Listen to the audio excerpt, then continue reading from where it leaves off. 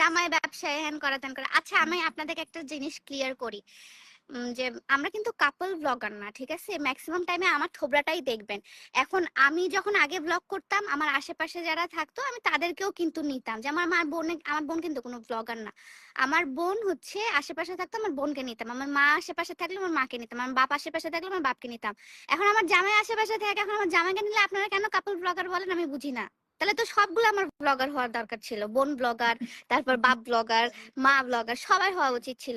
কিন্তু যে আমার সারাউন্ডিংস এ থাকে তাকে তো আমি নিবই, এটাই তো নরমাল না? সারাটাক্ষণ তো আমার থোবরাটা দেখতে আপনার পছন্দ হবে না। ইটস ভেরি নরমাল আপু।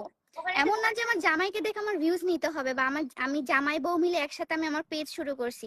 আমি আমার ব্লগিং লাইফ 5 বছর আগে থেকে স্টার্ট করছি, এখন আমার বিয়ে হয়েছে আমার হাজবেন্ডকে।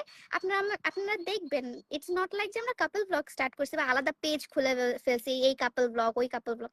না, আমি নরিন আফরোজে আছি। আপনারা আমাকেই দেখেন, আমার সারাউন্ডিংস এ যারা থাকে। হবে না, তোর খুলতে হবে না, মানুষই খুলে দিছে, তোর কক্সবাজারের ভিডিও নিয়ে যায় নেদারল্যান্ডের ভিডিও বানাই দিছে।